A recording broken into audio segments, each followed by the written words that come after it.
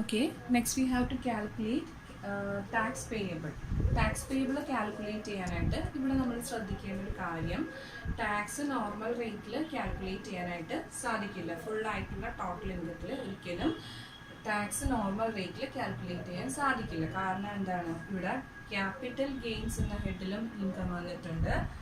Casual income എന്ന് പറഞ്ഞാൽ എന്തായാലും winnings from lottery, card games, അങ്ങനെയുള്ള എന്തെങ്കിലും വിന്നിങ്സിൽ നമുക്ക് വിൻ ചെയ്തുള്ള എമൗണ്ട് കിട്ടിയിട്ടുണ്ടെങ്കിലും അതിലും എന്താ സ്പെഷ്യൽ റേറ്റ്സിലാണ് ടാക്സ് അടയ്ക്കുന്നത്. ഓക്കെ, അപ്പം ഇവിടെ ഒരു കാര്യം നിങ്ങൾ ശ്രദ്ധിക്കേണ്ടത്, ക്യാപിറ്റൽ ഗെയിൻസിൽ 20% സ്പെഷ്യൽ റേറ്റ് ആണ്, ക്യാഷ്വൽ ഇൻകത്തിൽ 30% സ്പെഷ്യൽ റേറ്റ് ആണ്. ബാക്കിയുള്ള ഇൻകത്തിലാണ് നമ്മൾ നോർമൽ റേറ്റിൽ ടാക്സ് സ്ലാബ് വെച്ചിട്ട് ഇൻകം ടാക്സ് കാൽക്കുലേറ്റ് ചെയ്യുന്നത്. ഓക്കെ, അപ്പോൾ ഇവിടെ നമുക്ക് എന്ത് ചെയ്യണം, ബാലൻസ് ഇൻകം, അതായത് ടോട്ടൽ ഇൻകം എത്ര വന്നിരിക്കുന്നത്, total income is what, total ഇൻകത്തിന്റെ ബാലൻസ് ഇൻകം എത്ര വരും, ടോട്ടൽ ഇൻകത്തില് 5,54,000 ആണ് ടോട്ടൽ ഇൻകം വന്നത്. ഓക്കെ, അതില് ക്യാപിറ്റൽ ഗെയിൻസിനും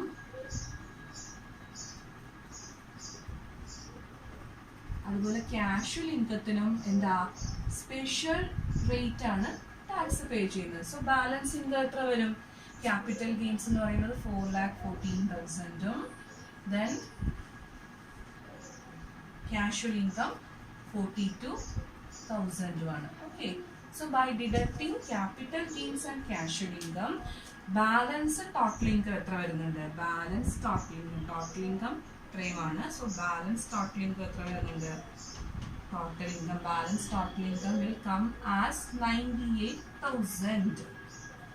ഓക്കെ, അപ്പോൾ ഇവിടെ ഒരു കാര്യം നമ്മൾ ശ്രദ്ധിക്കേണ്ടത്, ഞാനൊരു നോട്ട് ചെയ്യാൻ പറഞ്ഞിട്ടൊരു ഫോട്ടോ ഇട്ടിട്ടുണ്ടായിരുന്നു. അതിൽ കാര്യം പറയുന്നത്, ഇൻ കേസ് ഒരു ഇൻഡിവിജ്വലിന് ക്യാപിറ്റൽ ഗെയിൻ എന്നുള്ള ഹെഡിൽ നമ്മളന്ന് പഠിച്ചിട്ടുള്ളതാണ്. സോ ക്യാപിറ്റൽ ഗെയിൻ ഉണ്ടായിരിക്കുകയും ഒരു അസസിക്ക് അയാളുടെ ടോട്ടൽ ഇൻകത്തിൽ ക്യാപിറ്റൽ ഗെയിൻ ഉണ്ടായിരിക്കുകയും ആ ക്യാപിറ്റൽ ഗെയിൻ നമുക്ക് ടാക്സ് റേറ്റ് വ്യത്യാസം ആയതുകൊണ്ട് അത് മൈനസ് ചെയ്തിട്ട് ബാക്കിയുള്ള ടോട്ടൽ ഇൻകം കണ്ടുപിടിക്കുകയും ആ ടോട്ടൽ ഇൻകം നോൺ ടാക്സബിൾ ലിമിറ്റിനെക്കാളും കുറവായിരിക്കുകയും ചെയ്താൽ, നോൺ ടാക്സബിൾ ലിമിറ്റ് എത്രയാ, നോൺ ടാക്സബിൾ ലിമിറ്റ് rupees 2,50,000. 2,50,000 വരെ എന്താ നില്ലാണ് ടാക്സ് അല്ലേ. സോ 2,50,000 വളരെ താഴ്ന്നാണ്, 98,000 നമുക്ക് ബാലൻസ് ടോട്ടൽ ഇൻകം വരുന്നുള്ളൂ. പക്ഷെ നമ്മൾ പറയുന്നത് അപ് ടു 2,50,000 നില്ലെന്നാണ് ടാക്സ് പറയുന്നത് അല്ലേ.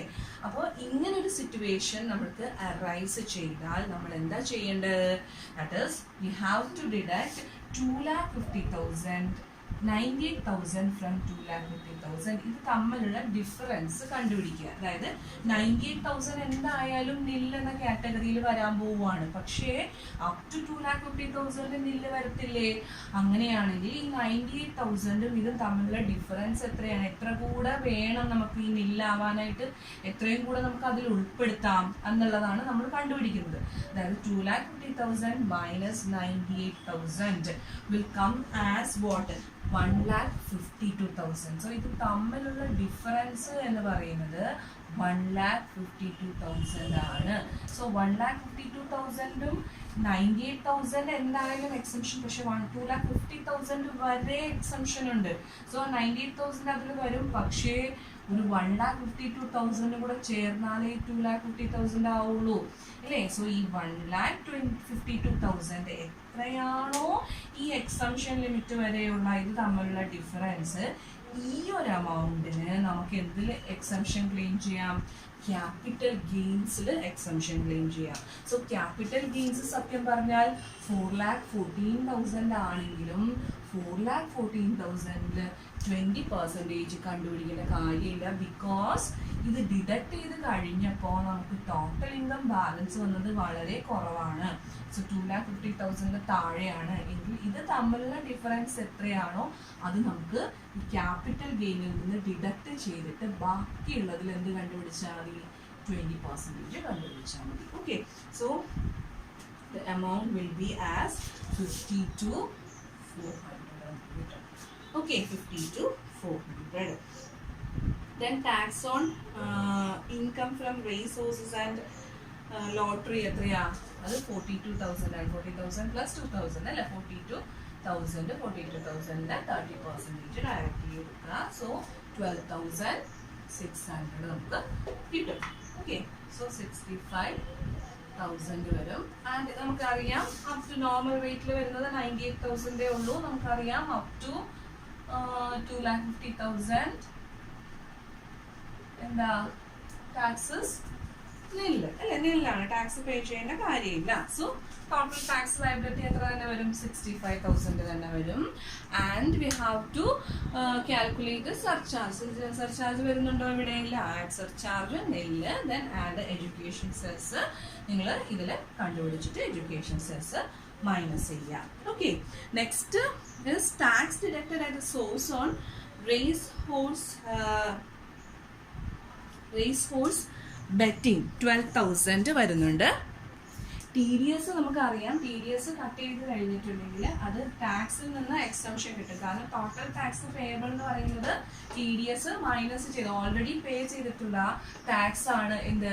ഈ ലോട്ടറിയിൽ നിന്നും വിന്നിങ്സ് ഫ്രം ലോട്ടറി എന്നുള്ള കാർഡ് ഗെയിംസിൽ നിന്നൊക്കെ നമുക്ക് ഇൻകം കിട്ടുമ്പോൾ അത് ഓൾറെഡി ഡിഡക്ട് ചെയ്തിട്ടാണ് എമൗണ്ട് കിട്ടുന്നത്. 10 lakh ലോട്ടറി അടിച്ചാൽ 10 lakh നമുക്ക് തരുന്നില്ല.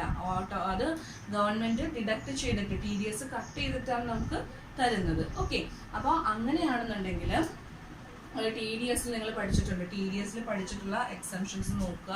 2,000 ടാക്സ് ഓൺ ലോട്ടറി 2,000. അത് നമുക്ക് 10,000 അബവ് ആണ് ടാക്സ് ലോട്ടറിയുടെ വിന്നിങ്സ് എങ്കിൽ മാത്രമേ ടാക്സ് റേറ്റ് TDS ആപ്ലിക്കബിൾ ആയിട്ടുള്ളൂ. സോ TDS ഡിഡക്ട് ചെയ്യുമ്പോൾ ലെസ് TDS എന്ന് പറഞ്ഞിട്ട് എത്ര മാത്രം എഴുതിയാൽ മതി? 40,000 മാത്രം 30% എടുത്താൽ മതി. ദാറ്റ് ഈസ് 12,000 മാത്രം നമ്മൾ TDS ആയിട്ട് ലെസ് ചെയ്യും. Okay, so after calculating add education cess എല്ലാം ആഡ് ചെയ്ത് കഴിഞ്ഞിട്ട് അഡ്വാൻസ് ടാക്സ് പെയ്ഡ് ഉണ്ടെങ്കിലും TDS ഉണ്ടെങ്കിലും അത് ലെസ് ചെയ്യണം. അപ്പോൾ TDS എടുക്കുമ്പോൾ ഇവിടെ നമ്മൾ 42,000 എടുക്കാത്ത കാരണം 40,000 എന്ന് പറയുന്നത് എന്തായിരുന്നു?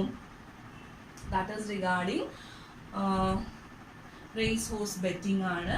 And 2,000 in case of lottery. അപ്പോൾ ലോട്ടറിയുടെ കേസിൽ നമുക്ക് എന്താ 10,000 അബവ് ആണെങ്കിൽ മാത്രമേ TDS നമുക്ക് ഇവിടെ ഡിഡക്ഷൻ ആയിട്ട് ആപ്ലിക്കബിൾ ആയിട്ടുള്ളൂ. സോ അത് നിങ്ങൾക്ക് റീഫണ്ട് ഓഫ് ടാക്സ് അത് ആ തേർഡ് സെമ്മിലെ പോർഷൻസിൽ നിങ്ങൾ പഠിക്കുന്ന ഒരു കാര്യമാണ്. Less TDS.